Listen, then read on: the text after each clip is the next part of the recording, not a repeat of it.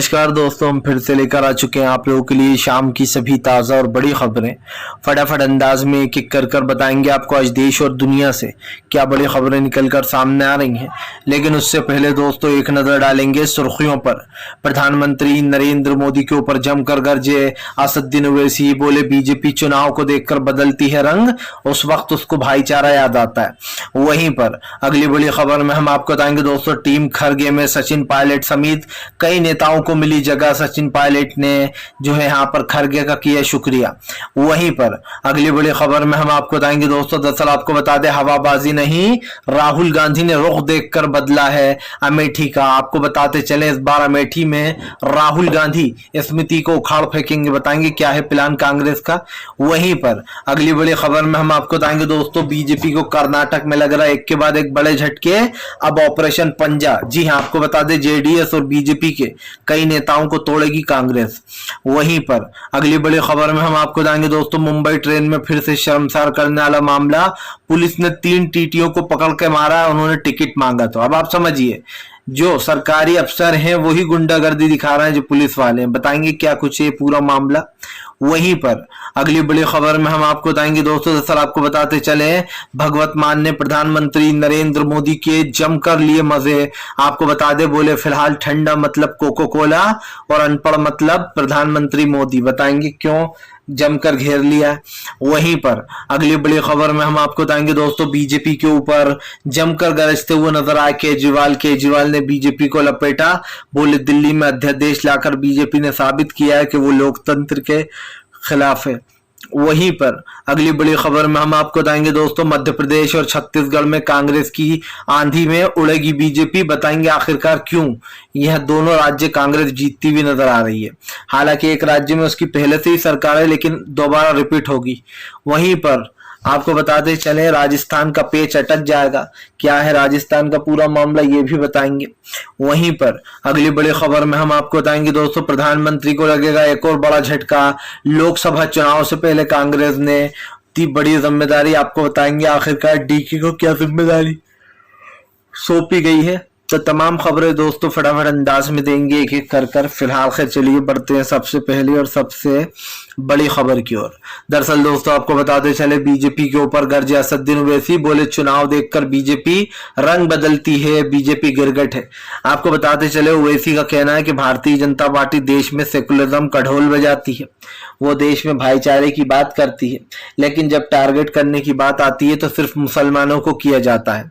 ओवैसी ने विपक्ष को भी लपेटा है। ओवैसी ने कहा कि प्रधानमंत्री महिला सम्मान की बात करते हैं लाल किले से खड़े होकर, लेकिन कभी भी उन्होंने महिलाओं के लिए कोई एक्शन नहीं लिया। उसके अपने नेता बृजभूषण के ऊपर काफी गंभीर आरोप लगे जो कि महिला खिलाड़ियों ने लगाए थे, लेकिन उसके बाद भी बृजभूषण की कोई गिरफ्तारी नहीं हुई। जाहिर सी बात है, बृजभूषण के ऊपर पोक्सो एक्ट लगाया गया था। पोक्सो एक्ट का मतलब ये होता है दोस्तों कि अगर आपने किसी को मोलेस करने की कोशिश की है या किसी के साथ आपने जबरदस्ती करने की कोशिश की है, रेप टाइप, तो उसके ऊपर ये धारा लगती है पॉक्सो, इसमें तुरंत गिरफ्तारी होती है। लेकिन आपको बताते चले बृजभूषण के ऊपर 2 एफआईआर दर्ज हुई थी, एक पॉक्सो एक्ट हुई थी और एक नॉर्मल एफआईआर दर्ज थी। लेकिन 2 एफआईआर दर्ज होने के बाद भी और पॉक्सो एक्ट लगने के बाद भी बृजभूषण को गिरफ्तार नहीं किया गया।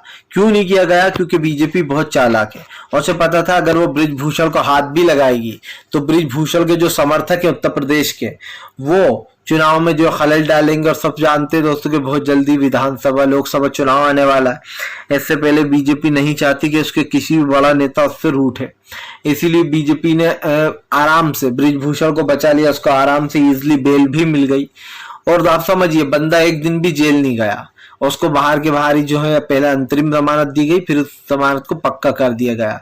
इसका मतलब आप समझते हैं दोस्तों, इसका मतलब ये है कि भारतीय जनता पार्टी जो है वो पूरी तरीके से अपने हिसाब से कानून को हैंडल करना चाहती है। फिलहाल चलिए बढ़ते हैं एक और अगली बिग ब्रेकिंग की तरफ। बता दोस्तों अगली जो बड़ी खबर निकल कर आ रही है, टीम खरगे का सिलेक्शन होते से ही बीजेपी में मची खलबली। खरगे ने अपनी टीम का कर दिया ऐलान। आपको बताते चले मल्लिकार्जुन खरगे की टीम में दोस्तों कई नेताओं को जगह मिल गई है। मल्लिकार्जुन खरगे की टीम यानी कि सीडब्ल्यूसी में सचिन पायलट को रखा गया इस बार। सचिन पायलट के साथ साथ शशि थरूर को भी जगह मिली है। आपको बता दें सचिन पायलट ने खुशी भी जाहिर की, उन्होंने मल्लिकार्जुन खड़गे का शुक्रिया बोला है कि उनको जो है CWC की टीम में जगह मिली है। इसमें अधीर रंजन चौधरी और भी कई बड़े नेताओं के नाम हैं। आपको बताते चले इसमें पहले सिंधिया का नाम भी था, अब उन लोगों के नाम हटा दिए गए हैं। तो मल्लिकार्जुन खड़गे की टीम का बहुत दिन से वो भी चल रहा था कि कौन कौन इस टीम में शामिल होगा। अब फाइनली खड़गे ने अपनी टीम तैयार कर ली है। आपको बता दें मल्लिकार्जुन खड़गे 2024 के लिए खास करके लोकसभा चुनाव के लिए इस टीम का गठन किया गया है। इस टीम में पहले जो लोग थे उनको बाहर भी निकाला गया है, कई लोगों को जो है यहाँ पर हटाकर नए चेहरों को जगह दी गई है। मतलब साफ है दोस्तों कि मल्लिकार्जुन खड़गे अपनी टीम में बताया ये भी जा रहा है कि इसमें प्रियंका गांधी को भी खड़गे लेना चाहते थे, लेकिन उन्होंने प्रियंका गांधी को इस टीम में नहीं रखा है क्योंकि वो नहीं चाहते थे कि गांधी परिवार का कोई भी व्यक्ति इसमें हो। क्योंकि आपको पता ही है कि बीजेपी पहले ही इल्जाम लगाती रहती है कि परिवारवाद, हालांकि बीजेपी में तो इतना परिवारवाद हो गया है कि बाप बेटा चाचा भतीजा बहू ससुर सबको टिकट दिया जाता है, लेकिन बीजेपी के नरेंद्र मोदी जो है यानी कि हमारे देश के जो प्राइम मिनिस्टर हैं वो खुद परिवारवाद पे भाषण देते हैं, पर बीजेपी में दोस्तों परिवारवाद की लड़ी लगा रखी है। चाहे वो रक्षा मंत्री राजनाथ का बेटा पंकज राजनाथ हो, वो भी राजनीति में है। सिंधिया के पिताजी भी बीजेपी में थे, अब सिंधिया भी बीजेपी में है। अनुराग ठाकुर के पिताजी बीजेपी में थे, वो भी बीजेपी में है। तो आप समझिए परिवारवाद इन्होंने कितना लंबा फैला रखा है। और सबसे बड़ा नाम तो अमित शाह के बेटे जय शाह का है, जिसको दोस्तों आप समझिए बोलना तक नहीं आती इंग्लिश, उस बंदे को जो है यहाँ पर WCCI का जो है चेयरमैन बनाया गया है। अगर ये अमित शाह का बेटा नहीं होता तो लोग आरोप लगाते हैं कि इसको कहीं पर जॉब तक नहीं मिलती जय शाह को। फिलहाल चलिए बढ़ते हैं एक और अगली बिग ब्रेकिंग की तरफ। बता दोस्तों अगली जो बड़ी खबर निकल कर आ रही है, आपको बताते चले दोस्तों हवाबाजी नहीं, इस बार राहुल गांधी का अमेठी प्लान से बीजेपी हो जाएगी परेशान। दरअसल आपको बताते चले अमेठी से चुनाव लड़ा था राहुल गांधी ने, और पिछली बार चुनाव 2019 में राहुल गांधी जो है वहां से अमेठी से चुनाव हार गए थे, स्मृति ईरानी जीत गई थी, जिसका ताना वो आज तक मारती हैं कि अमेठी की जनता ने उन्हें हरा दिया। लेकिन दोस्तों अब स्मृति ईरानी में डर है, ईरानी डरी हुई है कि अब की बार अमेठी में क्या होने वाला है। हो सकता है अब की बार अमेठी से कोई और को खड़ा कर दे बीजेपी जो है स्मृति ईरानी के बजाय। लेकिन हम आपको बताते चलें स्मृति ईरानी और राहुल गांधी अब की बार दोस्तों उन्होंने फिर से अमेठी से लड़ने का ऐलान कर दिया एक तरीके से उनकी टीम ने, कांग्रेस ने। आपको बता दें कांग्रेस ने अमेठी की हवा देख ली है, उसे पता है कि स्मृति ईरानी ने अमेठी में कुछ नहीं किया। दोस्तों यही नहीं, स्मृति ईरानी ने के मंत्रालय में 144.9 करोड़ का यानी कि दोस्तों 144 करोड़ का लगभग मान के चलिए कि वो हुआ है। अगर हम 9 पॉइंट को हटा भी दे तो 144 करोड़ का घोटाला किसके मंत्रालय में हुआ है? स्मृति ईरानी के मंत्रालय में हुआ। यानी कि इतना बड़ा घोटाला होने के बाद अगर कोई ये कह दे कि इसके बारे में उन्हें तो खबर ही नहीं थी। अब आप समझ सकते हैं कि 1529 लाभार्थियों में सिर्फ जो है 500 कुछ लोग ही जो है यहाँ पर 829 लगभग के लोग जो है दोस्तों वो फर्जी पाए गए हैं। यानी कि जिन लोगों को स्कॉलरशिप मिलती है, जिन लोगों को पढ़ाई के लिए स्कॉलरशिप दी जाती है, उसमें 1530 में से 830 लोग जो है वो फर्जी पाए गए। अब आप समझ सकते हैं कैसे किया जाता है। फर्जी लोगों के नाम लिख दिए जाते हैं, इनको स्कॉलरशिप के पैसे दिए गए हैं, इनको स्कॉलरशिप दी गई है। जब उन नामों की जो है यहाँ पर खुद ही सरकारी संस्था ने जानकारी ली तो पता चला कि ऐसे नाम तो कोई है ही नहीं लिस्ट में। जिन नामों को लिखा गया है वो नाम वे कोई है ही नहीं पढ़ने लिखने वाले। मतलब आप समझिए स्कॉलरशिप में इतने बड़े बड़े घोटाले हो रहे हैं। जिन गरीब बच्चों को स्कॉलरशिप सच में मिलना चाहिए उनका हक तो ये लोग उड़ा ले जाते हैं और खुद अपने घर में ही पैसा जाता है। जाहिर सी बात है किसी को कोई योजना का फायदा नहीं मिलता। सरकारी लोग जो है दोस्तों वो सिर्फ अपनी ही खुद का ही फायदा देखते हैं, और जिन लोगों को सच में इन चीजों का लाभ मिलना चाहिए उनको नहीं मिल पाता है। फिलहाल चलिए बढ़ते हैं एक और अगली बिग ब्रेकिंग की तरफ। बताया दोस्तों अगली जो बड़ी खबर निकल कर आ रही है, आपको बताते चले दोस्तों मुंबई ट्रेन से फिर से शर्मनाक वीडियो वायरल। आपको बताते चले दोस्तों अभी कुछ दिन पहले ही मुंबई ट्रेन में एक व्यक्ति ने 3 मुसलमानों को गोली मार दी। उसने कहा कि अगर योगी और मोदी को जो है यहाँ पर योगी और मोदी की नारे नहीं लगाओगे तो तुम्हें ऐसे ही मारा जाएगा। और उसने 3 मुसलमानों को ट्रेन में गोली मार दी थी।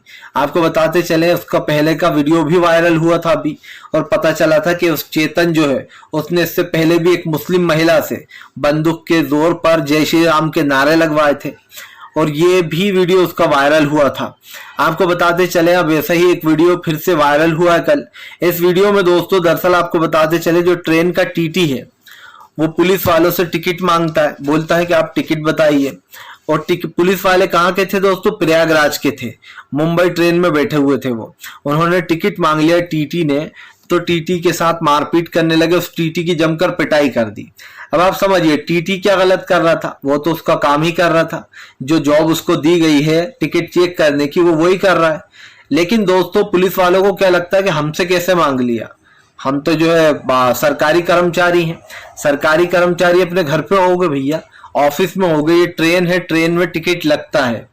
और इसीलिए दोस्तों टीटी ने जब उन लोगों से टिकट मांगा तो वो उसके साथ बदतमीजी की, और उसके बाद 2 टीटी और आ गए, उनके साथ भी उसने मारपीट की, और ये वीडियो किसी ने बना लिया और सोशल मीडिया पर डाल दिया।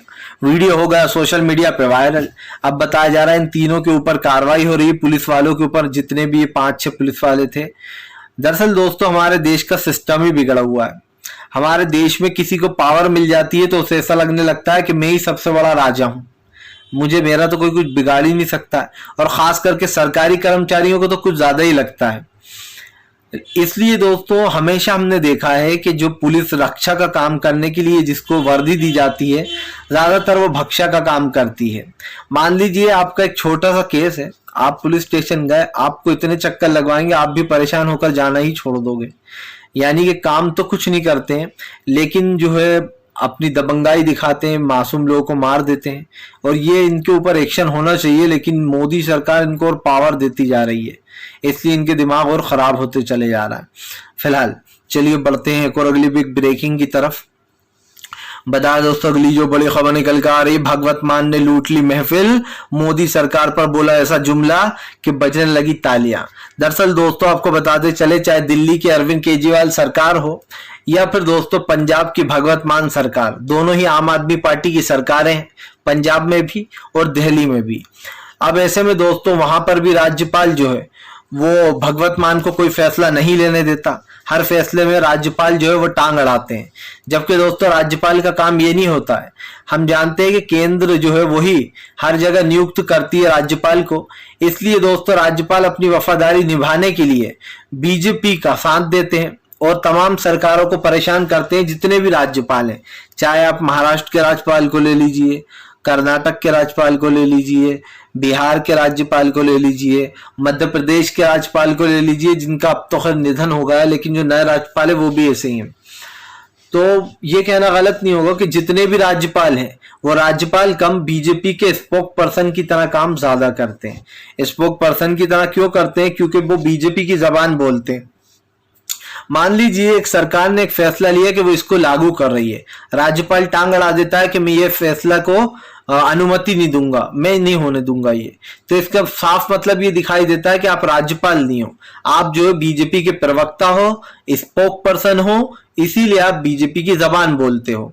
वो कहते हैं ना किसी ने तुम्हारे लिए कुछ काम कर दिया तो वफादारी तो निभाएंगे, चाहे वो गलत हो या सही हो। और यही काम बीजेपी के राज्यपाल करते हैं जगह जगह।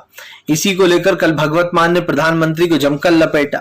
भगवत मान ने कहा ठंडा मतलब कोका कोला और अनपढ़ मतलब प्रधानमंत्री नरेंद्र मोदी। उन्होंने कहा चौथी पास राजा रातों रात कोई भी फैसला ले लेता है। उसने रातों रात नोटबंदी का फैसला ले लिया और सोचा कि नोटबंदी से बहुत बड़ा फायदा होगा। जब नोटबंदी फेल हो गई तो चौथी पास राजा गायब हो गया। और उसके बाद किसी ने कह दिया कि मोदी जी आपकी जैकेट के कलर के ही नोट छपवाना, तो मोदी जी ने पूरे अपनी जैकेट के कलर के नोट छपवाए।